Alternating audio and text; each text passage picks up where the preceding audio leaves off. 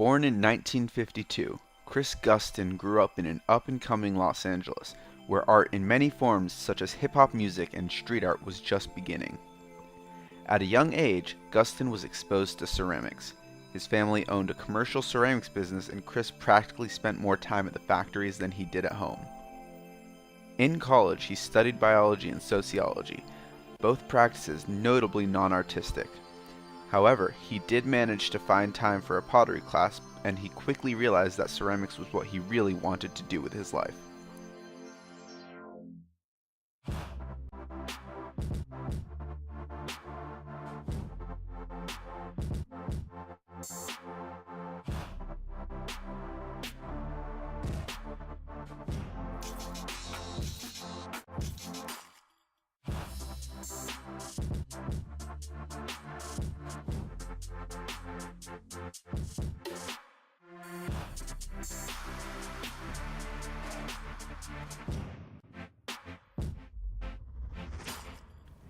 He quit school and got a job as a foreman in a ceramics factory in 1970, and worked there for 2 years before moving on to get a degree in ceramics at Kansas City Art Institute, which he received in 1975.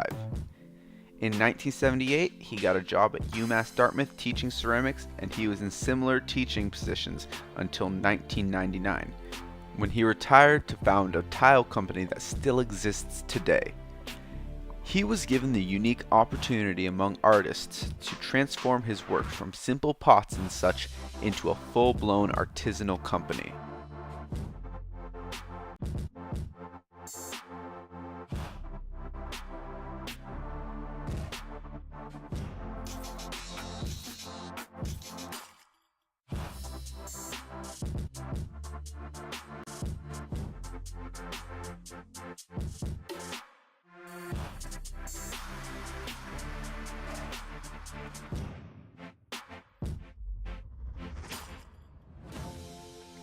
Gustin makes pots that have long moved past practicality.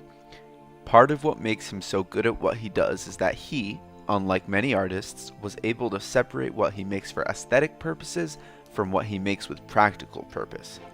His tile company allows him to reject the notion of making a pot that's feasible for holding things and just let his art do the talking. That's not to say that his tiles aren't art, but his tiles do serve their purpose of being a surface.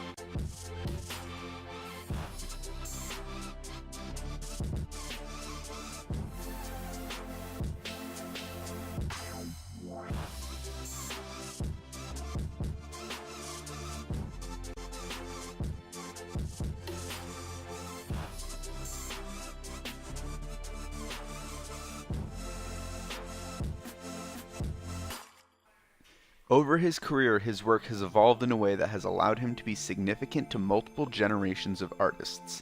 As chief editor of cfile.com, Garth Clark said, "What makes his trajectory so fascinating is that the work has grown both ever more subtle and powerful. The early work is pugnaciously assertive, erupting volumes within a single form, and often he used powerful glaze colors with their sandblasted surfaces.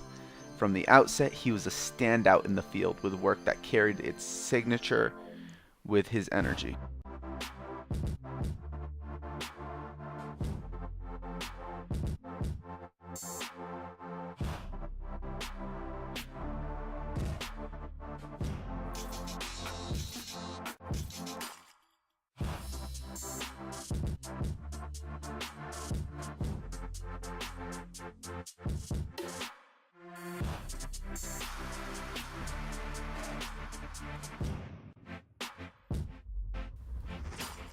Chris is a poster boy for the idea of a successful modern artist.